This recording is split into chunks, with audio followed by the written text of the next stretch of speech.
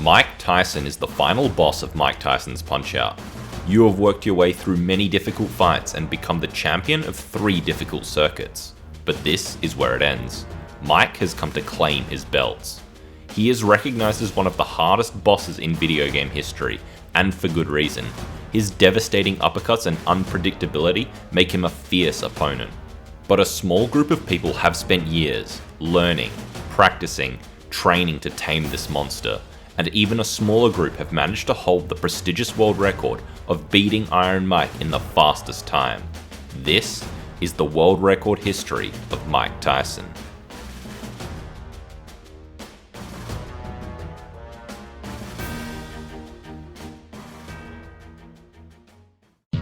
From its release date in 1987 into the early 2000s, there were 2 fights that had yet to be completed in round 1, Mr. Sandman and Mike Tyson. Both fights had the same issues of not being able to get stars until the later rounds, and not being able to deal damage fast enough with regular punches. Of the 2, Tyson seemed like it would be the least probable of ever being beaten in round 1. The first 90 seconds of the fight is Tyson throwing his trademark dynamite uppercuts, and if you manage to dodge one, you only get 2 counter punches before you have to avoid the next one. Players did notice some variation in the amount of damage they were dealing, and it was due to whether they landed the first punch with the left or the right hand. This technique became known as proper punching, and it's really simple. By making your first counterpunch land on the same side that Mike threw his uppercut, this would deal significantly more damage than if you punched on the opposite side. Tyson's uppercuts are the only punch in the game where proper punching is a technique that can be used. For the final 90 seconds of the round, Tyson switches to the much less deadly hooks, but still, a successful dodge will only allow you 2 counter punches before it's onto the next hook. There was no way to increase the number of stunned punches, and there was no guard manipulations to sneak extra punches through. All players had to work with were the 2 punch counters. Even with proper punching and fast patterns from Tyson, the best players could only knock Tyson down twice in round 1. Tyson's second refill wasn't massive by any means, but there was never enough time to work through that final life bar. Tyson's refills were never random, always giving the same amount of health, and though players could always hope for slightly faster patterns from Tyson, this didn't appear like a likely solution. There was just way too much health left. By all accounts, this fight is designed to take the player into round 2. When this game was being made, the real Mike Tyson was in the prime of his career, with many of his fights ending within a couple of minutes. He seemed unstoppable, so the developers tried to make sure that you would be fighting for your life in round 1, and only be able to get a win in the later rounds. But this wasn't good enough for Red Tom. He truly believed there was a way to beat Mike Tyson in the first round, but there was one issue. He didn't have a copy of Mike Tyson's Punch-Out. He had the version with Mr. Dream, which everyone knew was just a palette swap of Mike Tyson. If he could find a way to beat Mr. Dream in round 1, then he could surely beat Mike Tyson in round 1. The problem was that this was such a bare bones fight until you get into the later rounds. What could Red Tom try that hadn't already been tried before? With almost every idea exhausted, he did the most counterintuitive thing possible. He dodged an uppercut, countered, and then delayed his second punch. Red Tom had just discovered the secret to dealing extra damage on Mr. Dream. By delaying the second punch the exact amount, this increases the punch's damage from a measly 1 all the way to 5. This is a frame perfect trick. If you punch just a frame too early, you won't get the increased damage, and if you punch a frame late, Dream will block you and you get 0 damage. Just hitting one of these is not enough. If you want to round 1 Mr. Dream, Red Tom estimated you would need to hit at least 10 of them to even have a chance. Not only that, Red Tom also found a way to deal extra damage on the hooks. Regular stun punches here deal 2 damage apiece, but by delaying the first punch to the final frame of the hook animation, you can deal 5 damage in a single hit. With a combination of 10 or so frame perfect punches, Red Tom became the first person to get a round 1 victory on Mr. Dream, finishing with a final time of 2 minutes and 53 seconds, which he quietly posted to his website on December 24th, 2001. For more than 4 months, Red Tom's discovery went largely unnoticed. Few people knew of his Punch-Out fan page, including the small hardcore community which had situated itself in the forums of game FAQs. All sorts of strategies, techniques, and achievements would be discussed here, and one they all knew that had yet to be accomplished was a round 1 victory over Mike Tyson. One of these community members went by the name of Daniel T, and in May of 2002, he stumbled his way onto Red Tom's website, where he had found that Tom had come up with a way to beat Mr. Dream in round 1, another feat that everyone on Game FAQs thought was impossible. Daniel was skeptical at first. How could something as simple as delaying your punch a precise amount get you more damage? Had anyone else even tried delayed punches? Perhaps not. It seemed too good to be true, but when Daniel tried out the technique for himself, all he had to do was time one punch precisely, and he knew Red Tom was for real. This video you are watching now may not be the very first round 1 Daniel T achieved, but it is the first one ever recorded on video, which makes it this game's oldest world record with video proof. Daniel was able to become quite adept at timing the frame perfect punches, particularly on the uppercuts. The first punch sets up a natural cue for him to time the frame perfect, something his muscle memory was quickly able to get a grasp of. In the recounting of his achievement, Daniel says his first knockdown came at 1:10, and the second knockdown at 2:06. He was just too nervous to go for any frame perfect punches in the final phase, just dodging and jabbing as fast as he could. With just a fraction of a second to spare, Daniel T was able to score the third knockdown at a time of 2 minutes and 59 seconds, becoming the first person to TKO Mike Tyson in round 1.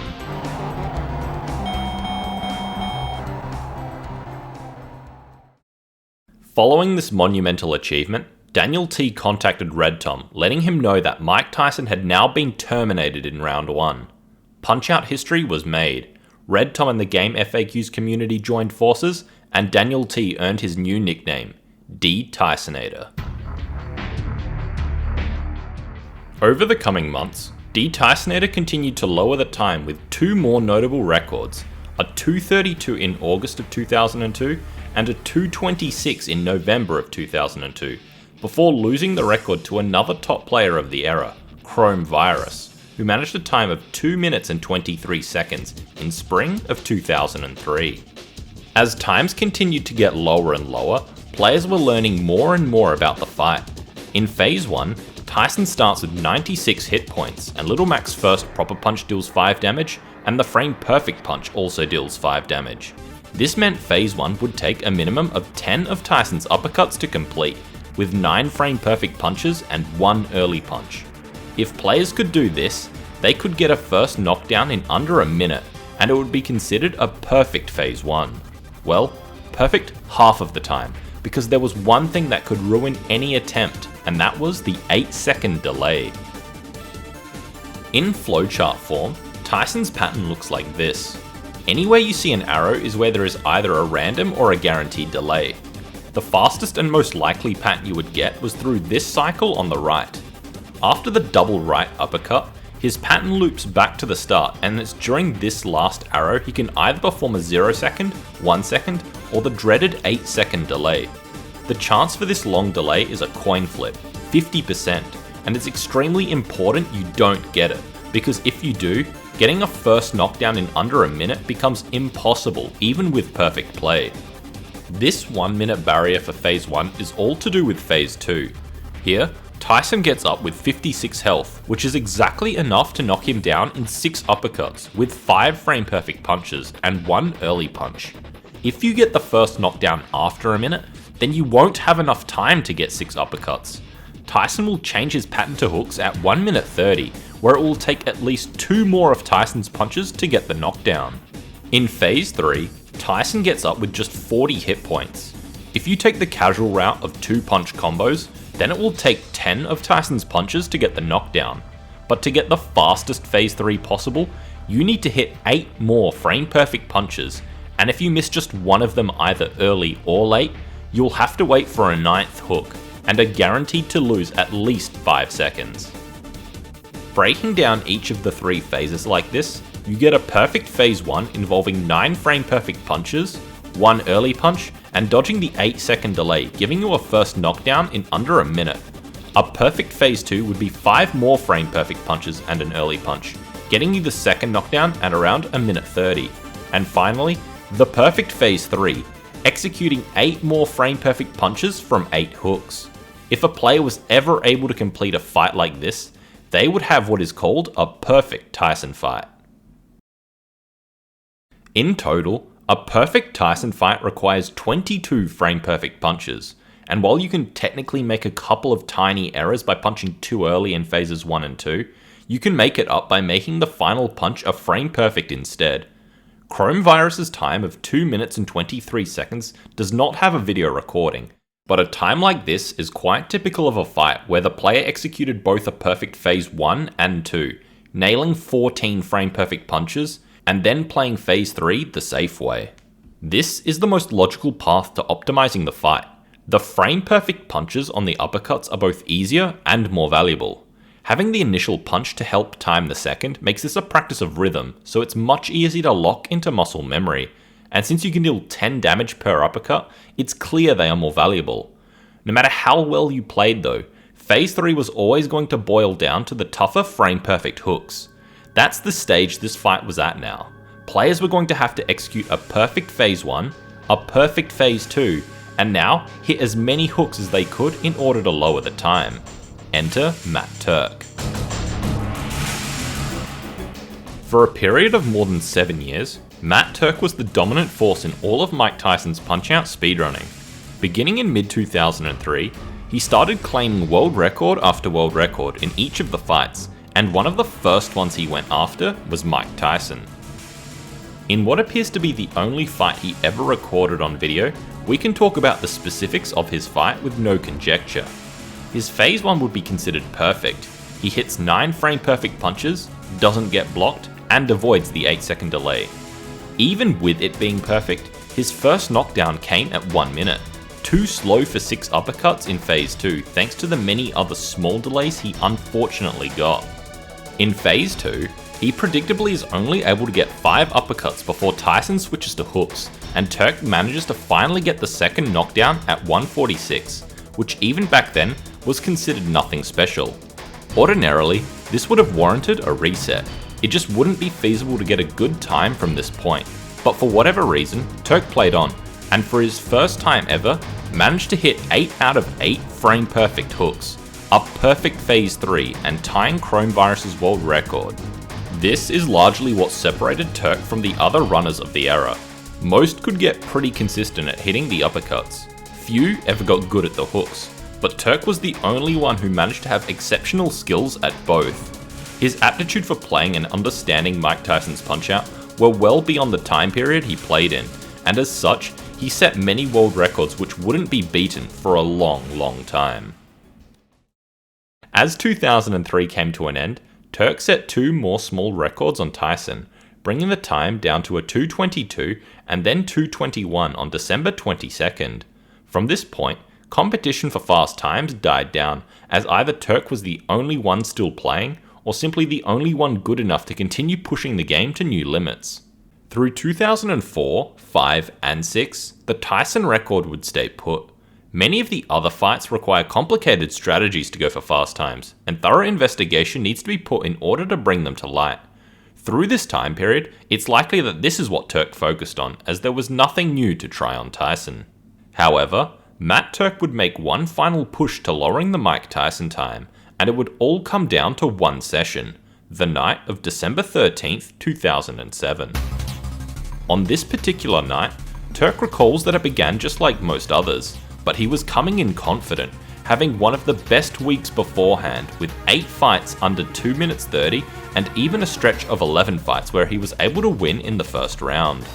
About half an hour into this session, Turk got on an attempt that was the best pace he had ever been on. He got an extremely fast phase 1 pattern and nailed everything perfectly, getting a 55-second knockdown, the fastest phase 1 anyone had ever gotten. As Tyson came into phase 2, Turk would hit uppercut after uppercut, and Tyson continued to cooperate, throwing another fast pattern after an already crazy phase 1, getting the second knockdown at exactly a minute 30. This was the fastest time anyone had ever completed the second phase of the fight. On his best pace ever, Turk was feeling the pressure and he knew that this was the golden opportunity. As he began to execute the final phase of the fight, the nerves began to creep up on him and Mike Tyson blocked 2 of Turk's punches, and this fight ended without a new personal best.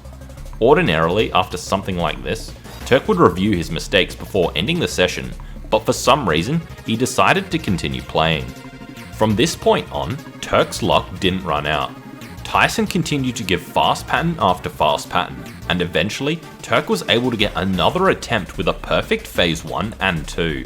The nerves came back, but this time, he was able to hold it together and completed phase 3 without getting blocked, setting a new world record of 2 minutes and 18 seconds, the first ever sub 220 time. But this was nothing. Nothing in comparison for what Turk would do next. He continued to fight Tyson through the night. Why not? If Tyson continued to give good patterns and you keep getting strong attempt after strong attempt, you never know what might happen. At nearly 2 AM in the morning, Turk would get what would be his magnum opus of Mike Tyson fights. Just an hour after setting the fastest phase 1 ever, Turk would crush it yet again, this time getting a 54-second phase, something that is still regarded in high esteem even at the top level today. Turk's nerves immediately shot up, but Tyson stayed down for a long time, getting up on the count of 8, enough time for Turk to compose himself a little. In phase 2, Tyson threw a very uncommon pattern, which is now known as the switchback, where instead of beginning with left, right, left, left, he instead goes left, right, switching the last punch. Despite the uncommon pattern, Tyson continued to throw his punches with minimal delay, and Turk didn't miss a single frame perfect punch, following up the fastest phase 1 ever by setting the fastest phase 2 ever, skipping 129 and immediately getting a 128. This was it. A pace like this might never happen again. Turk locked in for phase 3. There were no 8-second delays or shenanigans to worry about. He knew what he had so far was a miracle, and he wasn't going to let it go to waste. Turk hit punch after punch, the outside world completely blocked out. And then, Tyson was knocked down for the 3rd time. Turk had hit a very strong 6 out of 8 frame perfect punches, one of the very best phase 3s he had ever executed, off of by far the best phase 2 ever. His final time? 2 minutes and 13 seconds. There is unfortunately no public video of this fight. It is, however, explained in great detail in this game FAQs post, and I was able to recreate what it might have looked like with a TAS. In this fight, Matt Turk had executed no less than 20 frame perfect punches off of some of the luckiest luck you can get on Mike Tyson. Could this record be theoretically beaten? Yes, but was there anyone capable of doing it? Not unless they were named Matt Turk. There was no one who was as consistent at him at executing the frame perfect punches, and even if they were able to, they would have to get an even luckier fight than the one Turk had just got. There was never going to be another breakthrough, or genius strategy to beat Turk with cunning. The only way to beat him was to finally surpass him. In 2010, after Matt Turk had left his legacy on Mike Tyson's Punch-Out, up-and-coming speedrunner Sinister1 found a deserted community, a bunch of old game FAQs posts, Red Tom site, and a few email addresses with old players of the past. He got into contact with some of these players, including Adelakar, the premier tasser of the game at the time, and even Matt Turk himself. Sinister was in awe of how insanely good some of Matt Turk's times were, and believed, like the era before him, that Turk was completely untouchable and most of his times would not be beaten. Of course, Sinister was still able to set extremely strong times for himself, but to eclipse Turk was another story. Instead of focusing on the optimization of individual fights, Sinister's main goal was to speedrun the full game, where risky strategies shouldn't be used and consistency was king. Many of the strategies he found on Red Tom's site were designed for individual fights, but after some tweaking with his personal knowledge and even some new ideas from Adelakar and Turk himself, Sinister was able to adapt many of the strategies for extreme consistency without giving up much speed. Even with all of the advancements made, Sinister was unable to beat Turk's full game speedrun record of 17 minutes flat until Super Punch-Out speedrunner Zalad1 introduced a new type of tech, buffer strategies. The most notable of these buffers was the one to get a frame-perfect start every single time on Don Flamenco 1, a major reset point early in the game's history. The natural timing for this is awkward, but with a left gutter, left dodge, quick left dodge, and face punch, you time the punch on time every time. A dozen or so other useful buffers were subsequently found, and with this incredible increase in consistency across the board, Sinister was able to take the single segment record very quickly from Matt Turk. So what you might be thinking now is, well, there are a bunch of frame perfect punches that need to land on Tyson. Are there any useful buffers to time them? This is where the limitations of buffers come in. To land a frame perfect punch on a Tyson uppercut, you need to delay your punch by exactly 8 frames, and there simply isn't a series of moves in Little Mac's arsenal that can time out 8 frames. They're all too long. Okay then, what about the hooks? Well, there's an issue here too. The hook pattern Tyson does is very random, and among the patterns, there's also a bunch of random delays, and getting the wrong delay when you're going for standardized movement like a buffer is going to end in you getting hit, which is very bad.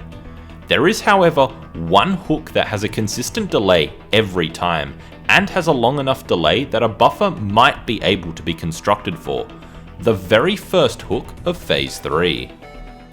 As both you and Tyson rejoin the fight, Tyson will delay a little bit before throwing his first hook, which is always on the right, and always has the same delay. Zalad found that by buffering a slow left dodge, right quick dodge, and a face punch, you can get the first frame perfect punch of the phase for free. In the grand scheme of the Mike Tyson fight, reducing the number of frame perfect punches by 1 doesn't seem like that much, but it is quite a substantial find that this particular punch had a buffer. Most runners found that trying to time the very first hook of the phase a little more difficult, since there was no preceding punch as a reference point, and this buffer completely cleared that issue up.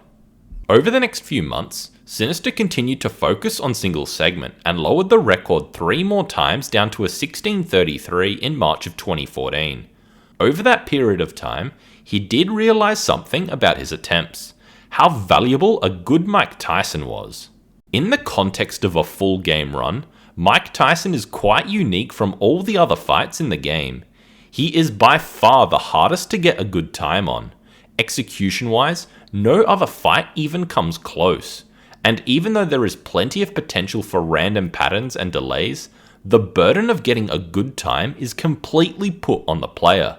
Even with the 8-second delay, if you hit enough frame perfect punches, you should still be able to get solid round 1 times.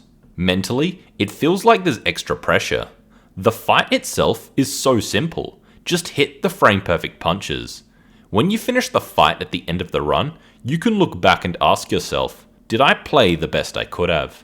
You see you missed a frame perfect here and a couple over there, and more often than not, you know you could have played better, even if just by a single punch. What Sinister learnt was that good execution was the primary key for a good Mike Tyson fight. The luck he got was secondary. Good execution on all fights is obviously a given, but the level of precision required for Tyson was just on another level. He couldn't keep dragging his feet over the line at the end of his runs with slow round 1 fights. He needed to become more consistent with hitting the frame perfect punches. And to do this, he needed to practice. Lots and lots of practice. And what better way to do this than to go after Turk's 213. Sinister would begin his grind in July of 2014, completely dropping full game speedruns to focus on the Tyson IL. His personal best at the time was a 2:19, which he had achieved a couple of years prior. That's the kind of time he wanted in a single segment run, and the more consistent he got, the more likely he would be able to get a time like this. So Sinister got to work, pouring in attempt after attempt, and as each day went by, he got a little better and a little more confident. The process was working. His average time was getting lower.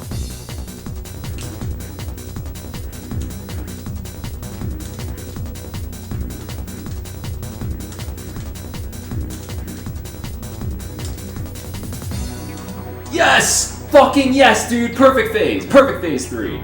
Hell yeah! Oh my god, dude, I did it.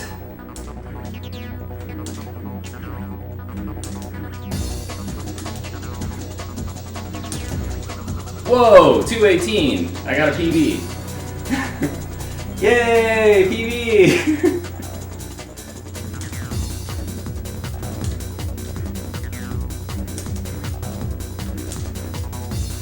Wow, 216, dude. Holy shit. I just beat Zallard.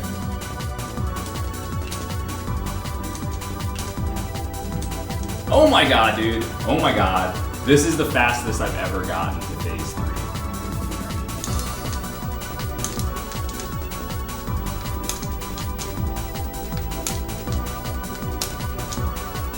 No!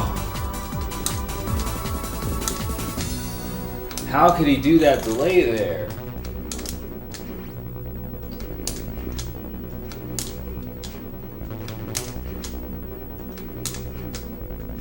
Yes! Yes, dude! Oh my god. PB. Alright, at least I got a PB. Holy crap, man.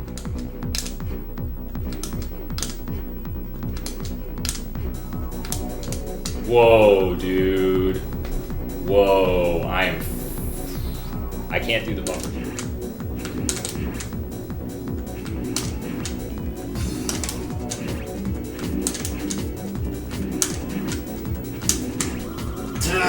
That would have been 212, dude. That would have been a 212 if he didn't do the 3-second delay. That's the best run I've ever done of Tyson.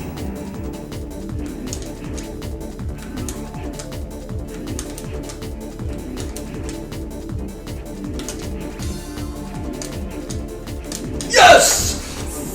I tied Turk at least, baby. I tied him. Whew! 213, baby. We in there. The world record has been tied. Ugh. After nearly 2 months of attempts, Sinister One had managed to tie Turk's legendary 213. But as far as Sinister had come, he hadn't yet reached his goal. He wanted to beat Matt Turk. Sinister had gotten so much more consistent at the Mike Tyson fight, and his regular audience of a couple hundred viewers could see it too. And over the next few days, they watched in anticipation. It seemed inevitable. On the other side of the Punch-Out sphere, Zallard 1 had also been quietly chipping away at some of Turk's other times. After capturing the Super Macho Man record, Zallard had also started focusing on Mike Tyson, and was able to get a very small personal best, a 216 on August 25th. However, for the next few days, Zallard didn't play well and really struggled to hit the crucial frame-perfect punches. He couldn't get any attempts deep into the fight, and it was just reset after reset after reset. After the final day of attempts that went nowhere, Zallard had had enough and decided that tomorrow he would try to recalibrate his execution offline. Just 20 minutes into his attempts, he managed a 55-second phase 1, the second he had ever gotten, and managed to convert this into another 216, tying his personal best. 5 minutes later, Tyson gave another insane pattern and Zallard executed perfectly again, getting yet another 55-second phase 1. Zallard backs this insane phase 1 with another perfect phase 2, and then manages to hit 7 frame perfect hooks for a final time of 2 minutes and 15 seconds. This was conclusively the best executed fight Zallard had ever performed. Never before had he landed 7 out of 8 frame perfect hooks, and this was off of a perfect phase 1 and 2 no less. Everything was lining up. Tyson was continuing to give usable patterns, and not performing the 8-second delay, keeping spirits high, and Zallard was playing out of his mind, the best he had played in the last few days, and to be honest, potentially the best ever, because what happened next demands only the best.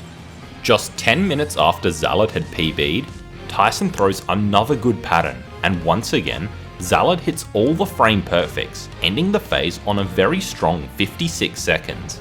Continuing to phase 2, Tyson slows down, as every punch in this pattern where he could have delayed, he did. But because Zallard's phase 1 was so good, Tyson is still able to just barely get his final uppercut out at 1:29 on the clock, and Zalad executes perfectly again, knocking Tyson down at 1:32. Phase 3 begins, and frame perfect hook after frame perfect hook, history was made.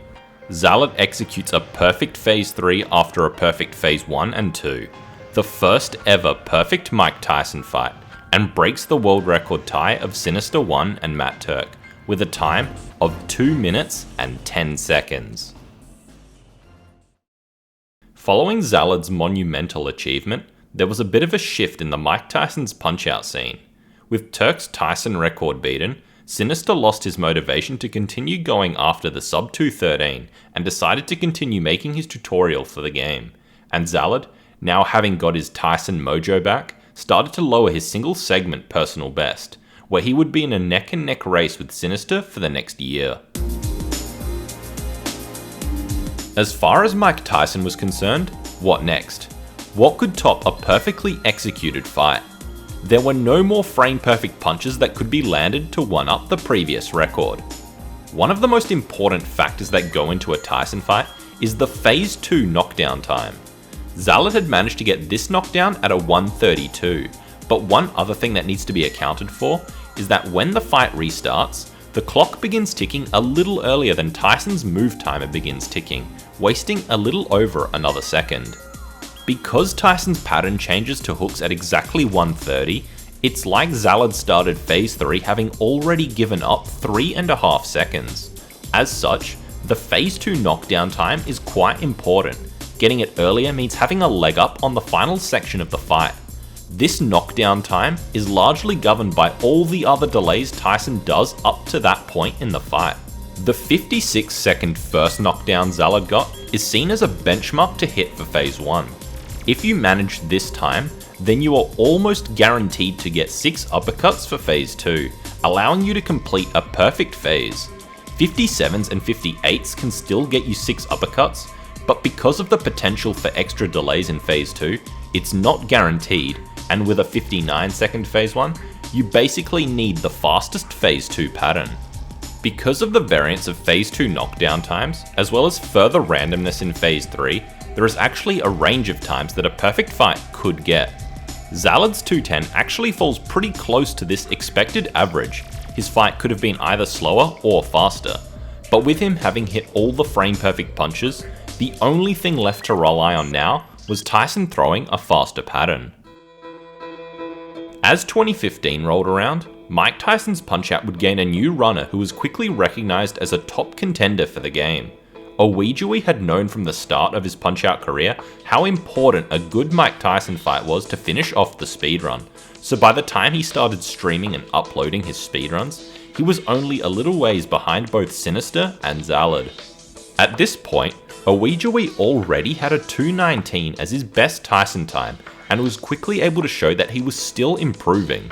In one of his first ever highlights, he hits all 8 frame perfect punches in Phase 3. Ouijawii had gotten into Punch-Out because of both Sinister and Zalad's Tyson grinds, and how exciting it was that they both had the capability to break Turk's record. Once Zalad had managed the 210, both him and Sinister stopped fighting Tyson, and Ouijawii was sad that he could no longer watch the two very best players take on one of the hardest challenges in the game. So, he decided to get good at the game himself, and found that he was able to pick up the concepts very quickly for all of the fights. Ouijawii knew that Zalad's 210 was beatable with better luck, but dropping his personal best of 219 down to perfect fight level wasn't going to be a quick and easy process, so Ouijawii was planning to drop single segment attempts completely and just focus on Tyson.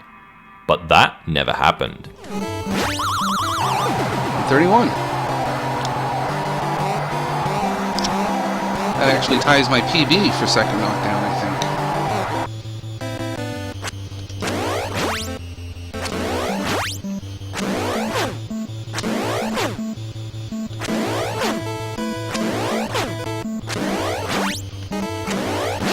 Holy shit!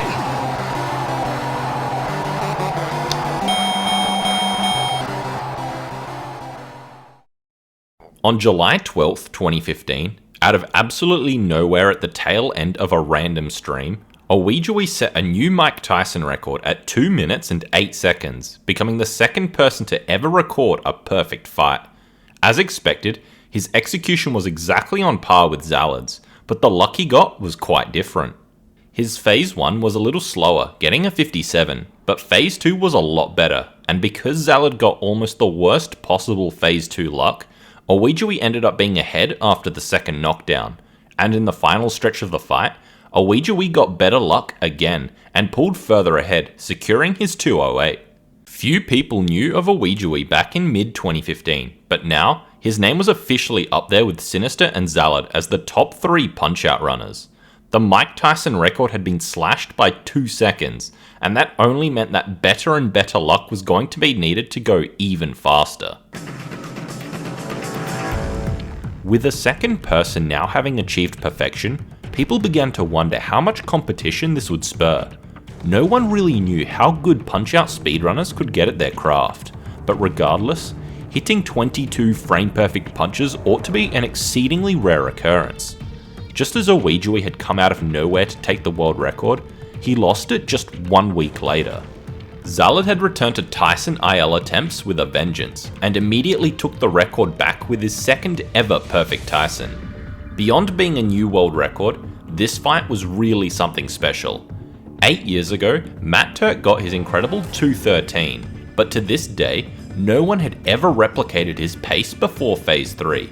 A 54 first knockdown, and a 128 second knockdown. Not only did Zalad match both of these legendary split times, after that, he did what Turk could not, hit all 8 frame perfect hooks to complete the fight, with a final time of 2 minutes and 7 seconds. Get fucked! You gotta be kidding, dude. It's at this point in the history some fundamental limitation was seen on the Mike Tyson fight. Remember how I said before that when Phase 3 begins, you lose a little over a second just from the clock ticking a little before Tyson can begin his first punch? Well, that was now no longer the case. With a 128 knockdown, the amount of time usually lost is completely nullified by getting the second knockdown so early. If you were to get to Phase 3 even earlier, there is no benefit. In this example with a 127 knockdown, Tyson is still in his uppercut pattern, and if we take a look at the start of the fight, it takes about 5 seconds for him to do his first uppercut. With this earlier knockdown, Tyson's move timer is ticking down, trying to get to that first uppercut, but it will be interrupted by the minute 30 pattern change, triggering the hook. Getting this knockdown too early even has a small downside. The buffer to land the first frame perfect doesn't work because of all the extra time that had to be wasted getting to the minute 30 pattern change. Analysing Zalad's record a little deeper, we see him go for the buffer off of the 128 second knockdown, indicating that at most, he would have lost 1 frame, and from there, he managed to hit all 8 frame perfect punches. In other words, it was going to be impossible to be ahead of Zalad before the end of Phase 2. The only place to save time was to get an even luckier Phase 3. Although this was only the 3rd ever perfect Tyson, it was foreseen that more would happen in the future, and distinguishing how good each one of them were was going to be necessary to find whose was truly the fastest. You may have noticed that I have not given you any decimals thus far for any of the Tyson times, and that's because after the fight, the game immediately cuts to the ending cutscene while all the other fights cut to a blue screen, displaying the decimals. This leads to a bit of a problem, because while it's still always better to use the in-game timer, the timer for Tyson, the most important and prestigious fight in the game, is also the least precise. However, the game does keep track of the Tyson decimals, it just never shows them to you. Unless you play through another world circuit, a hidden mode where you only face the tougher opponents, and after defeating Tyson at the end of this, now the ending sequence will play with the display of the final time with decimals. Having runners play through 8 other fights before getting one shot at Mike Tyson just for the luxury of getting those precious decimal points is a lot to ask. One simple workaround for this would be to use a save state prior to the Mike Tyson fight of another world circuit, but allowing this would bring about other problems that the community were not fond of. In the couple of years prior, Omnigamer, of Dragster 5.57 fame, had developed a spreadsheet called the Tyson Finder, which is essentially a fancy frame counter that determines the decimal for the fight. For the Tyson Finder to work, you need to feed it accurate inputs, which means you need to have a recording of your Tyson fight in exceptional quality. The NES is commonly abbreviated to running at 60 frames per second, but really, it runs at this frame rate, and recording at a different frame rate means you will have inaccurate results. After analysing some key frames of the fight, typically done in a program called Virtual Dub, and taking note of what count Tyson gets up on, you plug the key frames into the Tyson Finder and it will spit out the exact frame the fight ended on, and from here, you can get the decimal. The Tyson Finder can still work if you can't capture every output frame of the NES, but the accuracy of the results begin to diminish and the Tyson Finder will give a probability range for your decimal. Zalad had used the Tyson Finder on both his 210 and 207, but the 207 was really the first record to where this sort of thing started to catch on, and his time was recalculated to a 207.82. Over the next year, the Tyson record remained unchanged. Zalad's 207.82 was theoretically beatable, but of all the perfect phase 1 and 2s over the years, only 2 attempts had managed to get there with a 128 second knockdown. It was already tough to execute 14 frame perfect punches up to this point, but getting the luck to do it and matching Zalad's pace might come around only once every couple hundred attempts, and on that attempt, you would need to hit 22 frame perfect punches. Frankly, any attempt that even manages to get to phase 3 might already be too far behind to beat Zalad. On the attempts where Tyson even gives you good enough luck to get 6 uppercuts in phase 2, there is a range of knockdown times and they are heavily skewed to the slower end, with 132s and 131s dominating. There are simply a larger combination of Tyson patterns that can get you to this point. Zalad's phase 3 was the weakest part of his fight, where he had gotten one of the worst possible patterns. But even so, getting a 132 or even a middling 131 knockdown wasn't going to cut it anymore. You would already be too far behind to overtake Zalad, even with the best phase 3 luck. Pushing into the farther regions of this graph just becomes more statistically unlikely. Ouijawii and Zalad had already played perfectly, so what next? Just hope Tyson throws his punches faster? No. They were going to force him to throw his punches faster.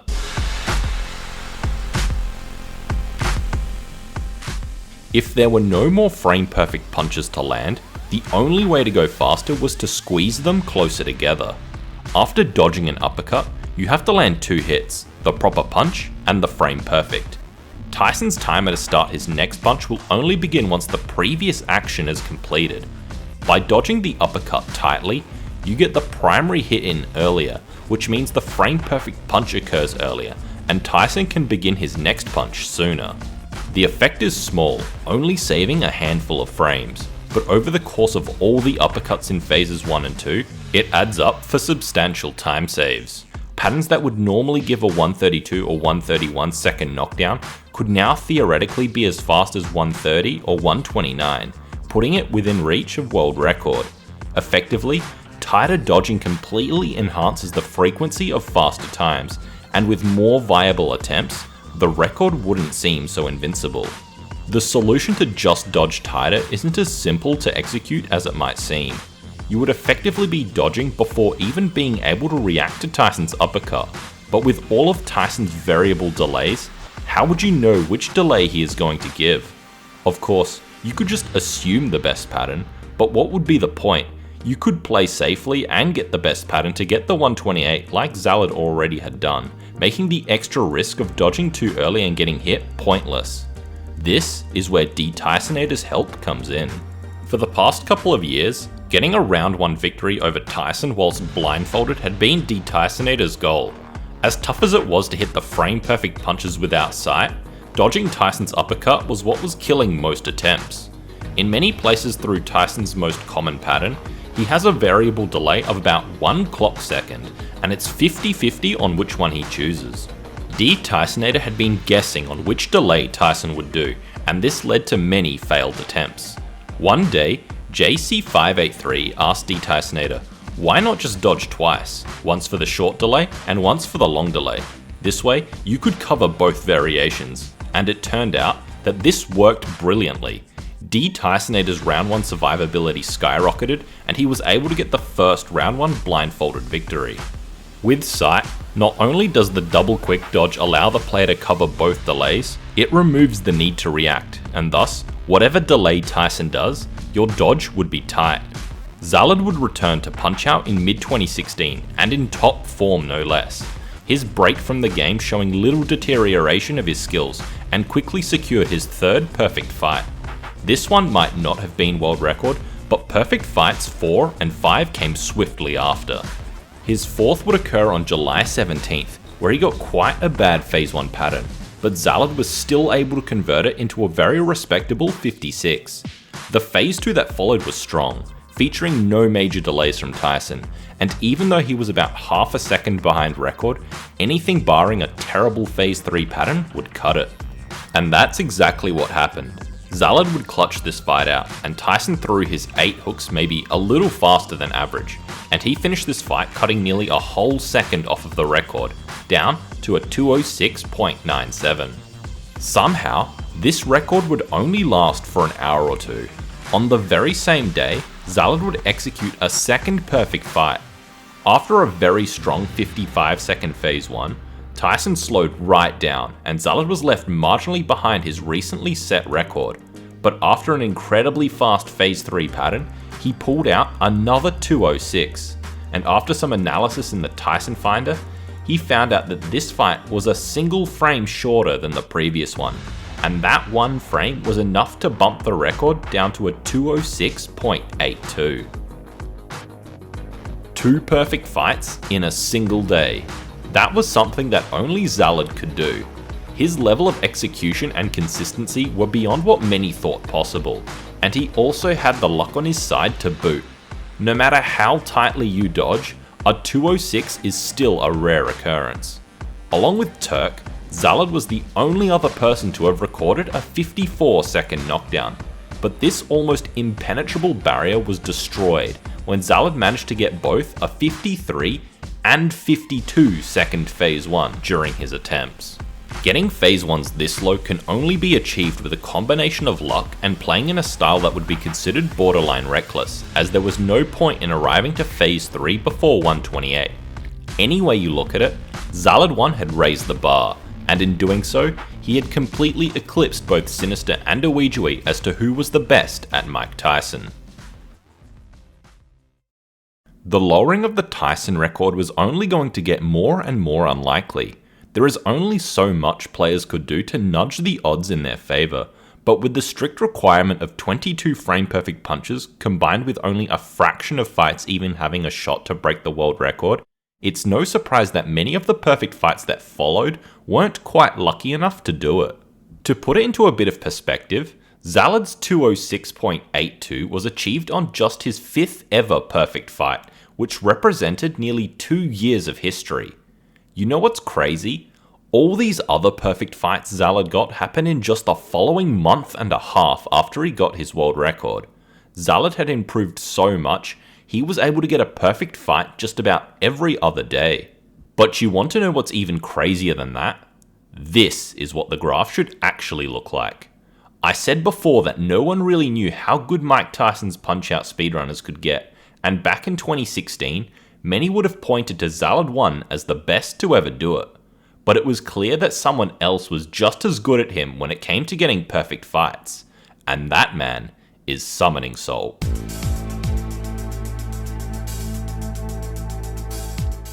From late 2015, Summoning Salt was quickly becoming a prominent figure in the Punch-Out community. Though the leaderboard was still in its infancy, with only runs submitted from 5 different players, Salt was nearly instantly able to establish himself as a top runner in late January of 2016, and finally capturing the world record just a month later. This sort of meteoric rise to extremely fast times may be seen as suspicious for many other games, but for Punch-Out, things are a little different. Salt is really, really good at fighting Mike Tyson. Getting a fast speedrun time for the full game is tough. There's tons of RNG all over the place, and that means that even if you execute perfectly throughout the run, your final time can fluctuate quite a bit. But when you do get one of those rare lucky runs, that's the one you really want to finish off with a good Tyson time, and this is what Salt quickly became well known for. On May 24th, 2016, Salt did something that had never been done before. Going into Tyson more than 9 seconds behind and up against a very strong Tyson split, this run had almost no hope of setting a new world record. Salt would only have one opportunity to execute a fight only a single second slower than Matt Turk's legendary 2:13, a fight that had taken months of effort from both Sinister and Zalad to beat, and they were fighting Tyson constantly, never letting muscle memory rust to build up. As Salt was at the end of his run, it's a given he hadn't fought Tyson in at least 15 minutes, and perhaps even more. The train of thought everyone had was that getting an elite Tyson time at the end of the speedrun would be far more difficult to achieve than getting one whilst fighting him repeatedly, such as when performing IL attempts. It would be too difficult for the player to instantly lock into the frame-perfect rhythm, all whilst battling their nerves. What made this run special was that for the first time ever, Salt set a world record with a perfect Tyson at the end. Being extremely good at the Tyson fight has a snowball effect. Because the precision of your inputs is so demanding, it's almost the only fight worth practicing. All the other fights in the run are filler. When I used to run the game, I like to think of it as 2 separate splits. Get as good of a run up to Mike Tyson, and then execute Mike Tyson. Through the latter half of 2016, Salt and Zalad would compete for the Tyson record. Try as they might, Zalad's 206.82 stubbornly would remain unbeaten for some time, but even if neither of them could top it, they could at least try to outdo each other in sheer volume. Zalad and Salt were pushing the boundaries of how consistent players could get to scary levels, and the growing Punch-Out community could only watch in awe. Volume was the only realistic approach to lowering the world record. Luck was now a significant factor, and all either player could do was complete enough fights and hope one of them would eventually have good enough RNG. As both players pressed on, it was difficult to tell who was more likely to come out on top. Salt was completing fights more often, but Zalad's fights were slightly faster on average. But that all eventually changed. Salt was the one that was holding back. He eventually realized that he could be playing better. His dodging was too loose, and he was losing a handful of frames on the uppercuts, making his times going into phase 3 slower. When Salt adjusted his gameplay, he switched into another gear that no one thought existed, and Zalad's reign as the king of Mike Tyson came to an end.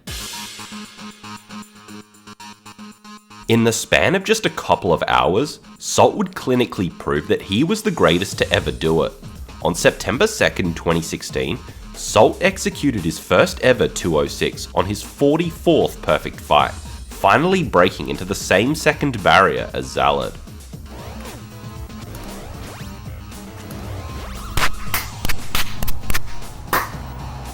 Holy cow! Did that just happen? What type of 206 was that? Empath, did you see what type of 206 that was? You need to let me know. Salt was unfortunately not recording accurately enough to use the Tyson finder correctly, so getting a certainty on the decimal is not possible.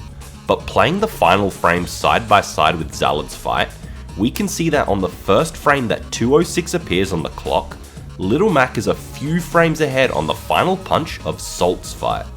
There is, however, a bit of inconsistency in the tick rate of the clock during gameplay. This effect is only visual. The game does keep the correct time behind the scenes. Eyeballing in a slow motion replay isn't quite good enough if the fights are only frames apart. So even though this fight was probably a new world record, it's impossible to tell from this analysis. Just a handful of fights later, Salt executed his second perfect fight of the session, and it was another 206.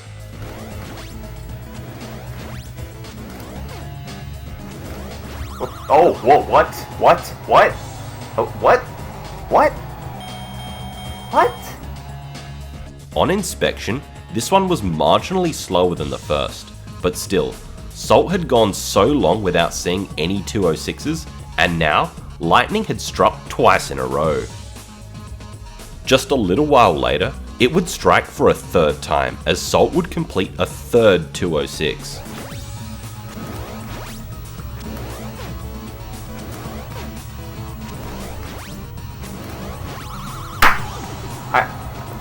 I have no words. I do not have words. I don't have words. This time, there was no doubt that this was a new world record. Little Mac's hand would strike Tyson just a few frames after the clock ticks over. Admittedly, this was the best Salt had ever played. No one had ever executed 3 perfect fights in a single day before, nor had they been able to hold their nerve on such quality attempts. And Salt was still not done.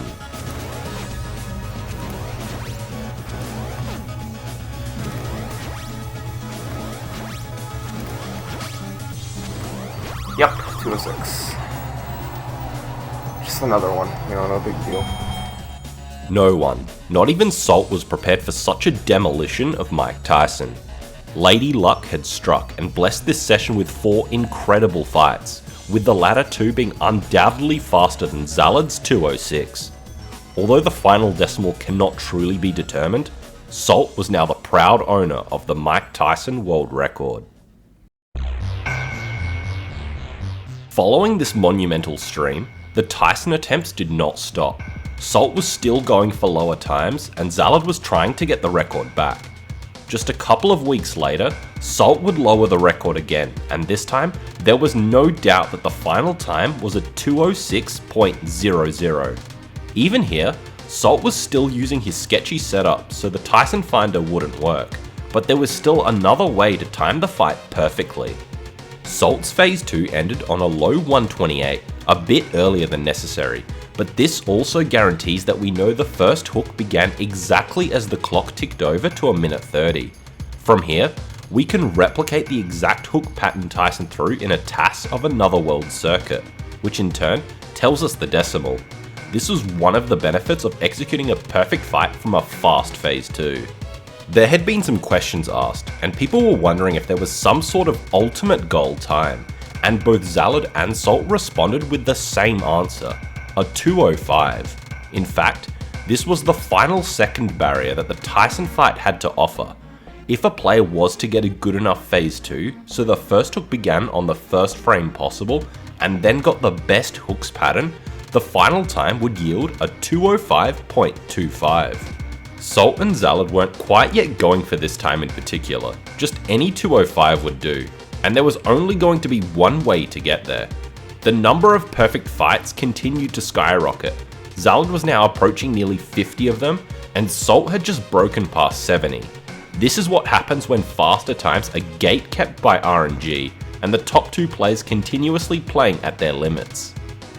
To everyone's surprise, the 205 milestone didn't take all that long to hit. Well, maybe it wasn't so surprising with the rate that perfect fights were being churned out. Just 2 weeks later on October 1st, it was Summoning Salt who broke through yet again.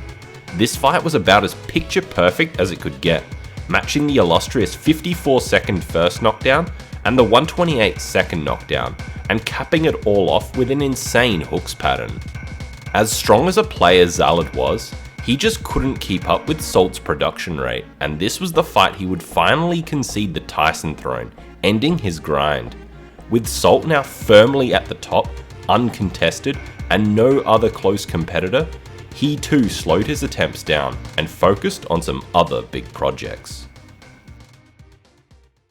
Salt's 205 was just about as optimal as a perfect fight could get. He ended phase 2 on a low 128, and then his phase 3 was super fast, except for one part. On the final punch of the fight, Tyson did an 8-frame delay, and only because of that singular piece of unluckiness at the last possible moment, Salt's time was not a 205.25, but a 205.82. To be honest, any fight that is already in the 205 territory is in the upper echelons of luck. It's not like Salt was unlucky on the fight as a whole, just on that one delay in particular.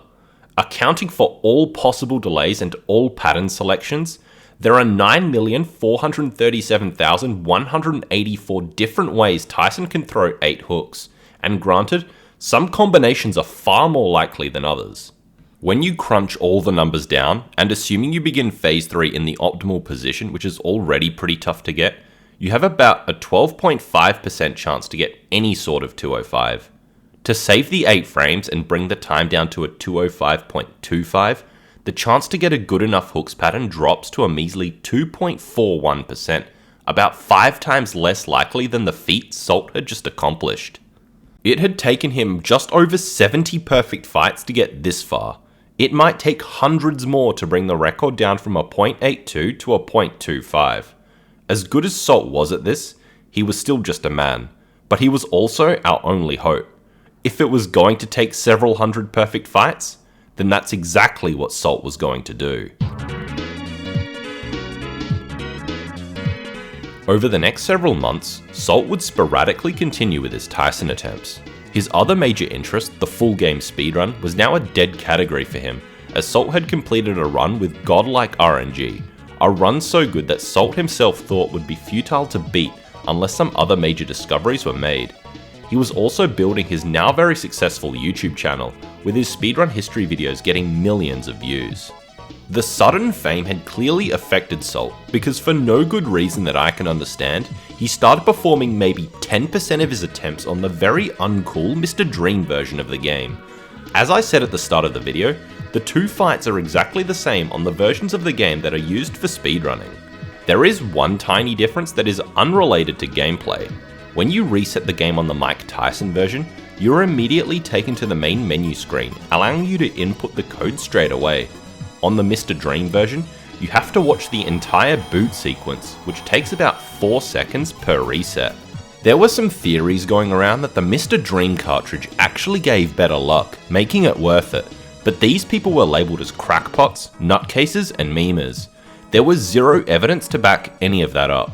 The Mr. Dream version really was worse. With the amount of resets Salt was doing, he would have wasted an extra hour or 2 of his life. That's alright though. Salt was only doing a very small portion of his runs on Mr. Dream, so it was unlikely he would get the record on him. Well, on March 1st, 2017, one of those Mr. Dream sessions produced a new world record. The only way this was possible was to get one of those ultra rare 2.41% hook patterns, and that's exactly what happened. Everyone was shocked to see this take place. The world record had never been on Mr. Dream, nor should it have ever been, as other Punch-Out runners simply refuse to play it. They will fork out extra dollars for the Tyson version. By some miracle, this record was not a 205.25. Salt had not started Phase 3 from the optimal point, as he had a low 129 Phase 2 knockdown, losing a handful of frames. Instead, this record was a 205.61, and it pains me to have to put it on this graph. Salt had tempted fate, but he could redeem himself. There was still improvement to be made, and the record could return to Mike Tyson. For the rest of 2017, the Dream World record remained unbeaten. Salt was still trying to get the 205.25, but the luck was just not on his side. Impossible as it may sound, Salt was still improving. He could get perfect fights almost on command. This unreal consistency allowed him to get back-to-back perfect fights on rare occasions, and he even had a session with 11 perfect Tysons within 2.5 hours. Even though the Punch-Out community had more than doubled in size over the last year, and there were some players such as Brandon De Silva, Zalad, and myself that in theory could beat Salt to the punch, no pun intended, the odds were that Salt was going to get there first. He was also taking it a bit more serious now. After getting hundreds of perfect fights, the novelty had finally worn off. If at any point he could no longer get a 205.25, he would just reset rather than play the fight out. Everyone waited in anticipation for the historic moment when Salt would complete the perfect fight and reach the end of the line. When world records like this happen, especially from prominent figures in the community, there is a significant amount of hype. The Twitch chat explodes with GGs and various emotes. But none of this happened. On August 20th, 2018, Salt posted on Discord that he had achieved yet another 205, and might I mention, this one was specifically on Mike Tyson. Salt was playing offline, so no one saw this happen, but he did record the fight. Mystery Man asked if it could be a new world record, but Salt confirmed that there was definitely an 8-frame delay, making the decimal at best another 0.82, of which now he had several of. Salt didn't say anything again all day until later that evening. Guess I'll post here. 205.25 is the new record on Mr. Dream. I literally thought this was a joke at first. Yeah, Salt just got an unbeatable Mike Tyson record, not on Mike Tyson.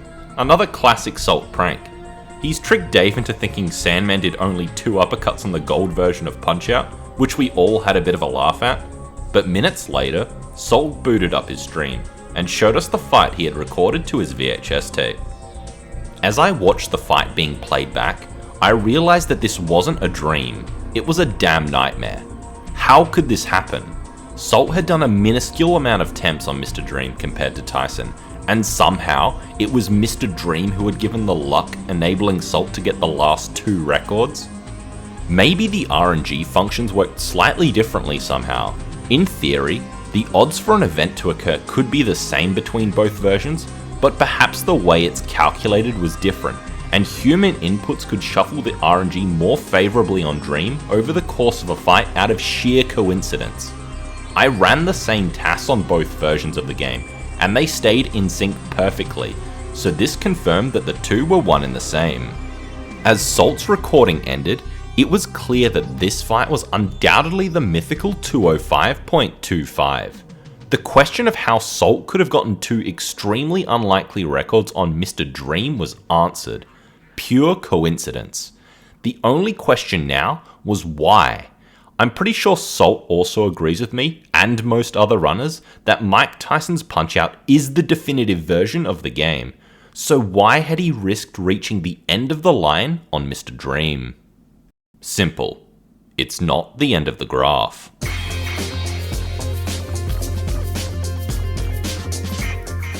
It was true that there were no more frame-perfect hits to land on Tyson, or that it wasn't possible to get extra damage or to get a faster hooks pattern.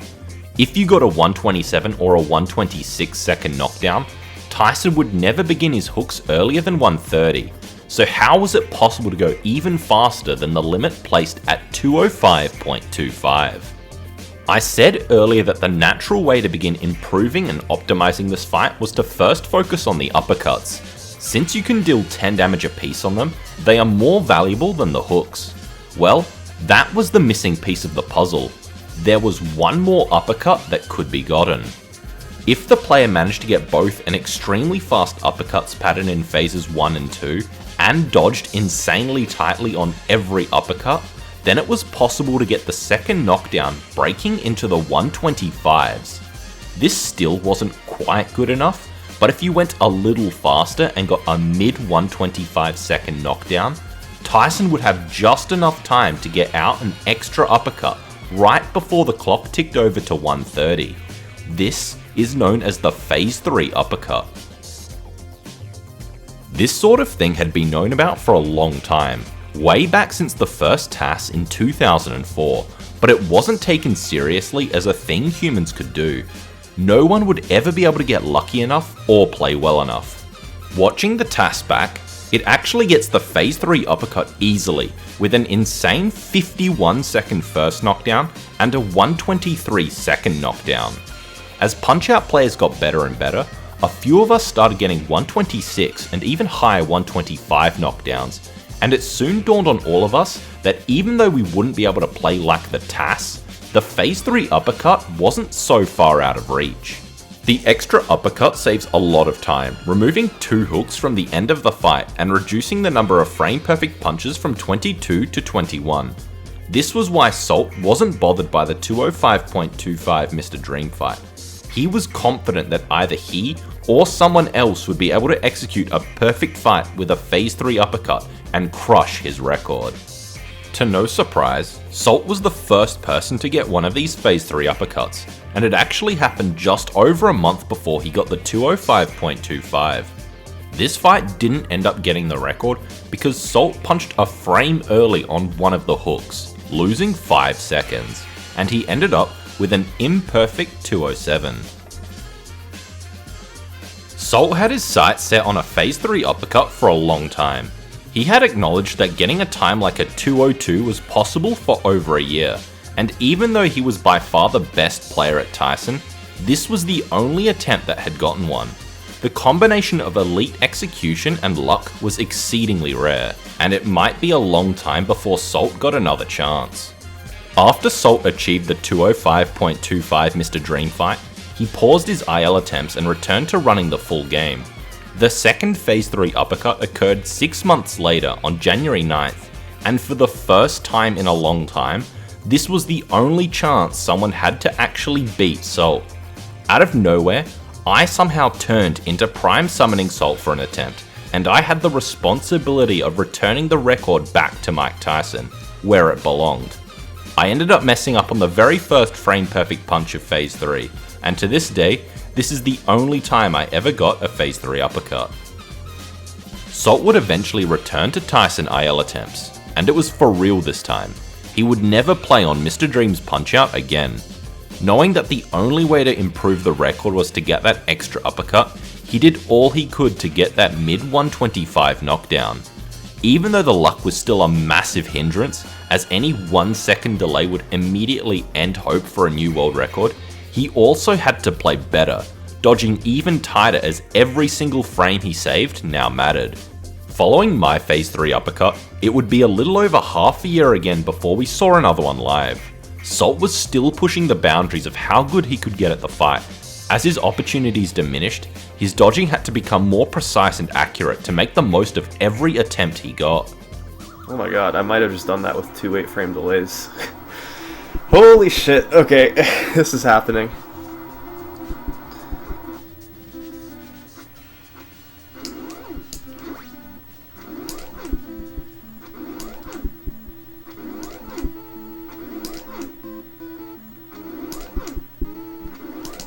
Fuck yeah! Oh my god! Oh my god, where did that come from, man? That is the worst Phase 3 uppercut time ever. On just his second ever time on pace for sub 205, Salt executed perfectly and took the Tyson IL into territory only he thought humans could reach. While this was a massive milestone to hit, his Phase 2 knockdown was on the borderline. If he had lost a single frame more anywhere earlier, this fight would have never happened. To cap that off, he also had an atrocious hooks pattern. Salt calculated this fight to be a 203 flat, and later analysis showed that he was right. This was the worst Phase 3 uppercut fight. It couldn't go any slower than that. The Tyson IL was rejuvenated for Salt. Every frame in Phases 1 and 2 was now worth fighting for, and knowing he had the worst possible Phase 3 uppercut fight, whenever he got the next one and didn't mess up any of the frame perfect punches afterwards, it was almost guaranteed to be a new world record. Despite this guarantee, it would take Salt nearly 3 months to lower the record again. Oh my god, it's done! The final time was 201.48.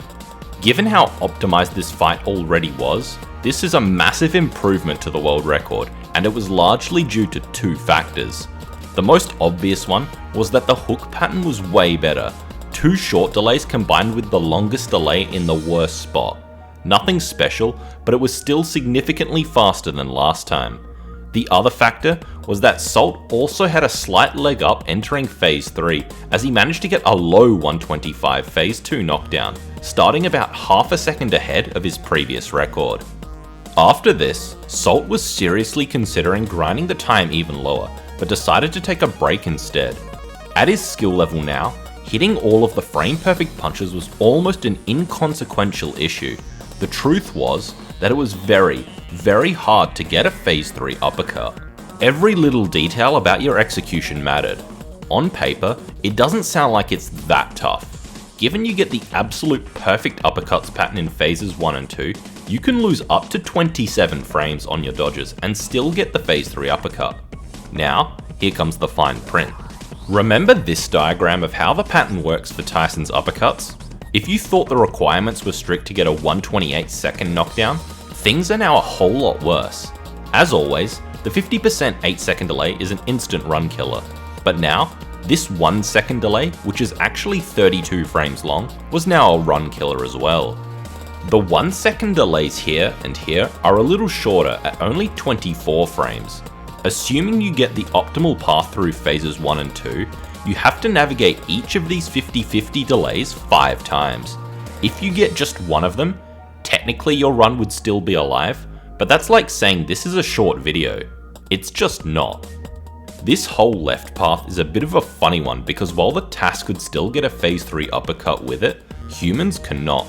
The problem is when you start phases 1 or 2, or loop back to the start after dodging the 1 and 8 second delays, Tyson always goes left uppercut, right uppercut, and then left uppercut again.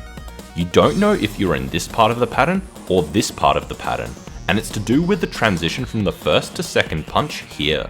At this specific spot, there is a noticeable and awkward delay that's a little over half a second in length. If you do loop through this pattern once, you lose about half of your allotted frames, but that's not the reason why it's terrible. Because you are trying to cut your dodges as tight as possible, and you would be expecting a second left uppercut in a row for the 4th punch, if you had actually looped through this left path, then there is no way your dodge would be tight. In fact, you are almost guaranteed to get hit.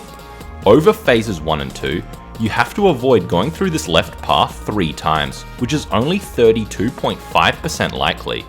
Oh, and there is also potential for a 0 or 1 second delay here. Not that it really matters though. One more thing about the awkward delay here, what makes it even more annoying is that there is another RNG event associated with it. 50% of the time, Tyson will delay an extra 8 frames before moving to the right uppercut, chipping into your 27 frame allowance. 8 frames is a decent chunk, and it's not a run killer on its own, but you also have to go past this RNG check 3 times.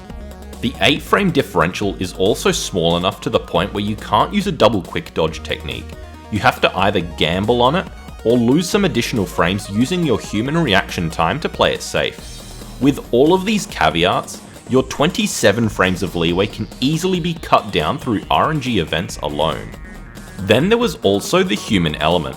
Trying to perfectly dodge the 16 uppercuts on the way to phase 3 brings the number of frame perfect inputs from 21 up to 37, and so it's acceptable to lose some frames on the way through imperfect dodges. That being said, losing 1 frame on each dodge leaves you with just 12 frames left. Even allowing just a single 8 frame delay, this pattern has odds of about 1 in 788. And before I forget, remember how you could also miss 1 frame perfect punch early in phases 1 and 2 as long as you made it up with a frame perfect punch later? Well, this is now another burden placed on the player as punching early by a single frame costs you 7 frames, another non-negligible chunk. Given all of these different ways a player can lose time on this fight really shows how hard it is to get a phase 3 uppercut. To put it another way, Salt's 203 flat was basically guaranteed to be beaten the next time he perfectly executed another phase 3 uppercut fight, and doing that took him nearly 3 months. After this massive world record improvement, Salt did take a bit of a break from fighting Tyson for a faster world record, with only short bursts of activity in November, December and March of 2020, yielding no luck. Over these months, much of his time was focused on the full game speedrun, which had seen a few major strategical advancements, as well as the Piston Honda 2IL, which Salt eventually matched the TAS on. During this time, Salt's mind was mulling over his return to Tyson attempts, as he was still keen on bringing the record even lower, but was also aware of how difficult that would be. In the endeavour to increase his chances, Salt had begun incorporating ducking into his attempts. A perfect duck in Mike Tyson's Punch-Out is 1 frame faster than a perfect quick dodge, as you regain control of Little Mac 1 frame sooner. Before the phase 3 uppercut era, ducking on Tyson was considered a terrible strategy because of all the potential delays he could do leading to you getting hit. But now, most of them had to be the short delay anyway, so why not try to save that 1 frame, giving you potentially even more leeway?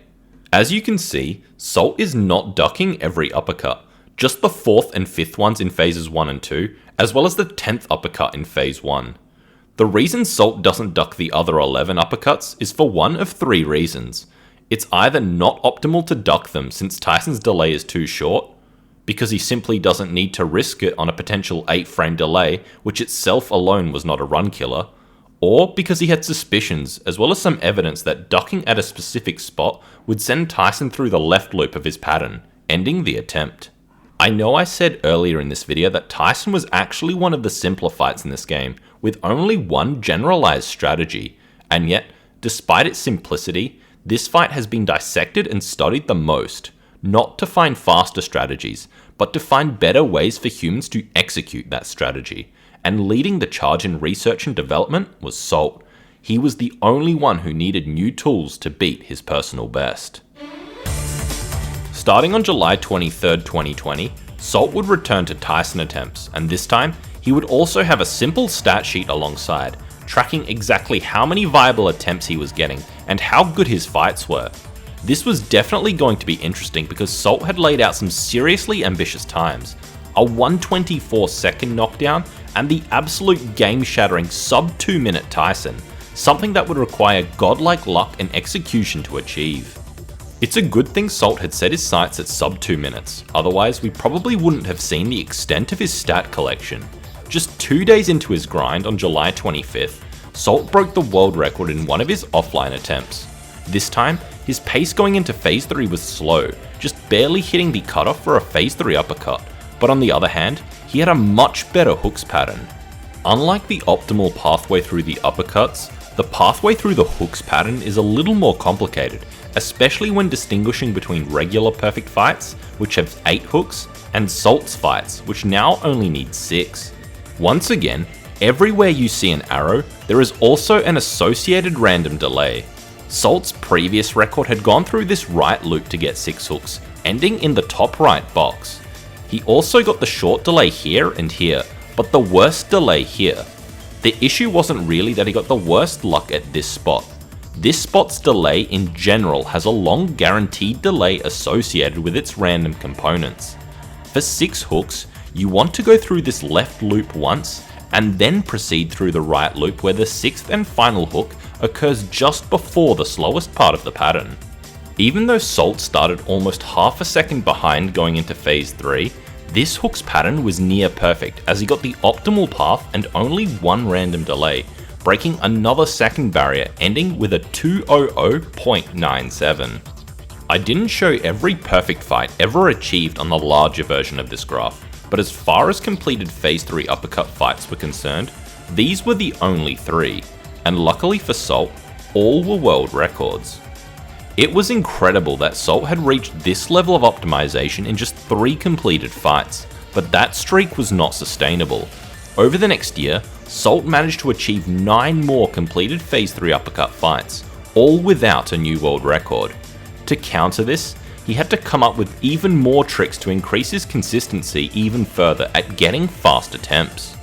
One simple find was the discovery of a buffer to always hit the frame perfect hook right after the phase 3 uppercut, a quick left dodge followed by a slow right dodge, a slight switch up to the original hook buffer. In addition, there was this tricky buffer involving 4 consecutive quick dodges to open the fight, perfectly avoiding the first uppercut, ensuring he would never lose any time here. And finally, there was the decision to perform a buffered double quick dodge just before this uppercut in Tyson's pattern. The caveat with this was that this uppercut had a random delay of potentially 8 frames. If Salt got the short delay, great, the double left quick dodge would avoid it perfectly, wasting no time. But if Tyson did do the 8 frame delay, then Salt would have to react to this and turn his second dodge into a slow one, losing the 8 frames, plus an additional 6 frames for performing the suboptimal dodge. Over the sheer amount of attempts Salt was doing, these small finds had drastic effects on the quality of those attempts, and Salt had managed to rack up several 124 paces into phase 3. On July 31st, 2021, just over a year after he had set his 200.97, Salt executed his 13th perfect phase 3 uppercut fight, which just by eyeballing might be a new world record. Yes! Oh my god! What is it, dude? What the heck is that? He didn't switch back. He didn't switch back, but he was really fast. That might be a record. After analyzing the fight in the Tyson Finder, this fight ended up being 1 frame faster than the previous world record. However, This single frame wasn't enough to bring the decimal any lower, and the record was still stuck at 200.97. Salt continued piling on Phase 3 uppercut fights leagues beyond anyone else's comprehension. Before I knew it, he had more of these fights than many other top runners, including myself, had regular perfect fights. But as 2021 turned into 2022, and then into 2023, the record had still not moved. Salt spent much of 2023 away from Tyson ILs, instead squeezing out a few more seconds from the full game run. The overall community had grown substantially, and runners J-Dirk and K3 had become really good at the speedrun, nipping at the heels of Salt, and had almost reached the legendary sub 15. K3, Hefeman, and Brandon De Silva had also managed to get several Phase 3 uppercut fights each, and although none of the fights were completed, they at least showed the capability that they could snatch the world record. With all of these points of attack, Salt was playing the defense game, trying to improve his own records before anyone else could take them. And that's just what he did. Salt is the best when it comes to Tyson, but I couldn't say that gap between him and everyone else had widened. The other top players had actually closed that distance. The difference is, over the tens of thousands of attempts performed and the plethora of minutiae, Salt is just that tiny bit better. Others can match him for short bursts, but Salt's consistency over long stretches plus the amount of time he puts in is what separates him from everyone else, and that's why he's the GOAT of Mike Tyson's Punch-Out.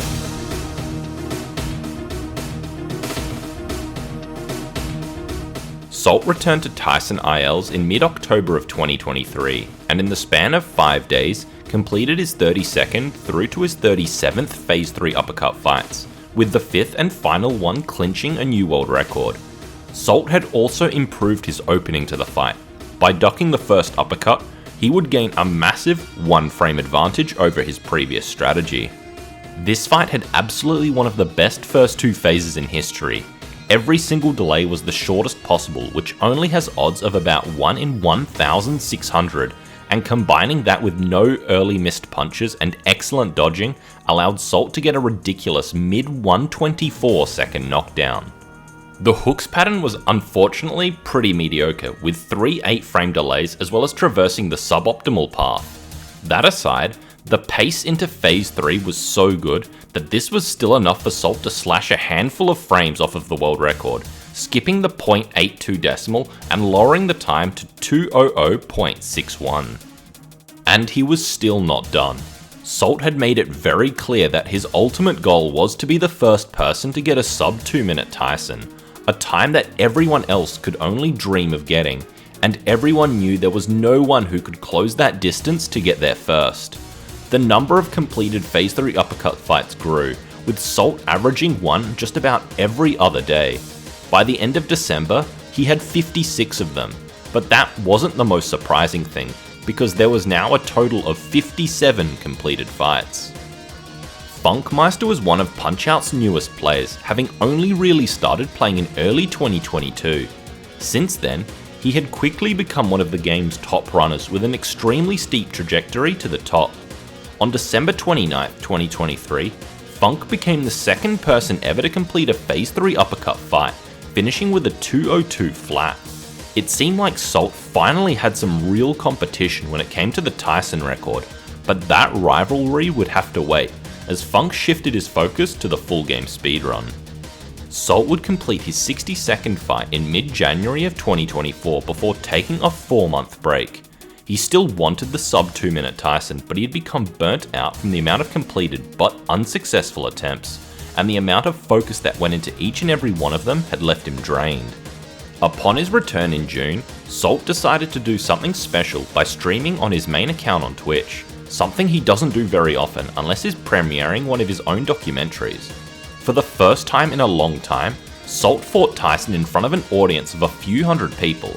I'm sure many of them had barely seen Salt fight Tyson before, seeing how many unsuccessful attempts really go into making a single speedrun. It turned out that this was not the best example, because just 1 hour into his stream, this happened.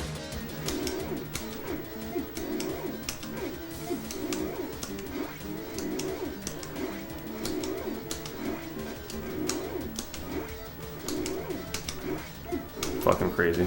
Okay, that was really good dodging and ducking.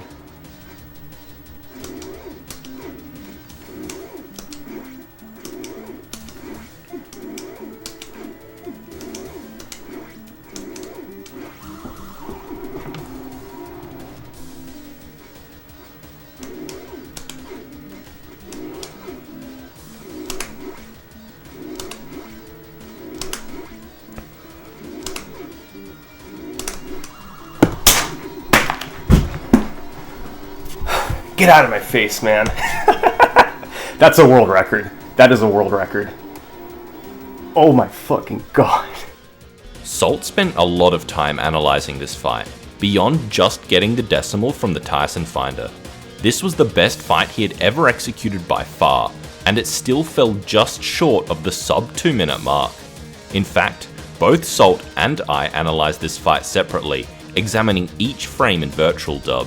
He did his calculations manually, and I recreated the fight in a TAS, with both methods giving us the exact same results. In Phase 1, Salt's dodging and ducking only lost 4 frames compared to the perfect version of the strategy he was implementing. The very first uppercut of the fight was the biggest mistake Salt made, but ironically, also gives you a glimpse of to how good Salt is at this. He messed up his setup for the duck and tried to compensate with a quick dodge. His left press ended up being 1 frame early, so if he continued with his perfect quick dodge, he would have gotten tagged. But Salt also had the presence of mind to know that he had pressed left 1 frame early, and compensated that by pressing up late, so Mac would stay out of the way longer. But this compensation was also 1 frame late, which led to Salt losing 2 frames from the perfect duck he would normally go for.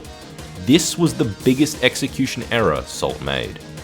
From here, Salt would go on to complete Phase 1, only losing a single frame on uppercuts 4 and 5.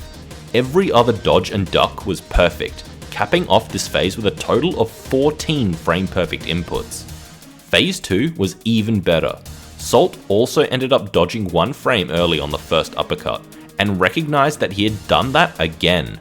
He delayed his up press, this time doing it perfectly, thus keeping it a perfect quick dodge.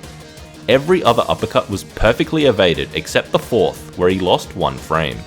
This fight now had 24 frame perfect inputs, and to top that off, he had also gotten the perfect uppercuts pattern. To finish the fight, Salt had an even better hooks pattern than last time, with 1 less 8 frame delay. Even so, this was the weakest part of the fight, as there is potentially 19 more frames to save just by getting better luck, although getting that occurs less than 20% of the time. Overall, this fight had 30 frame perfect maneuvers, and even more if you include the ones that Salt had buffers for. The final time was 2:00.00. Since hitting this world record, Salt has continued to fight Tyson, having executed the fight 14 more times to this insane standard, bringing his total up to 77. Aside from this one, his 75th had been the closest to going sub 2, where Salt ended up tying the world record to the frame.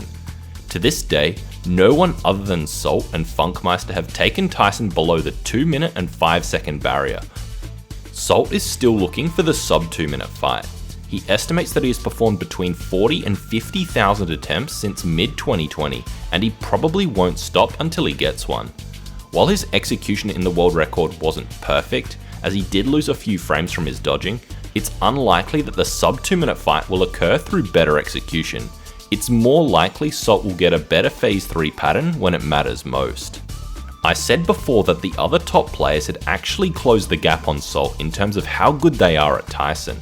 And while that is true in raw numbers, the rest of that gap might seem insurmountable. I've seen Salt do things in this game that don't make sense to me, like how can someone be that good? When we all saw Dysonator get his blindfolded round 1, it was a monumental achievement months and months in the making. The few of us who tried to replicate this found the grind to be absolutely unbearable. You didn't get any feedback when you made a mistake, so it was incredibly hard to adjust for the next attempt. I couldn't stand this, so I eventually gave up. But Salt was different. I couldn't say he found it easy or that he particularly enjoyed blindfolded, but he was already so good at Tyson, he made it look easy.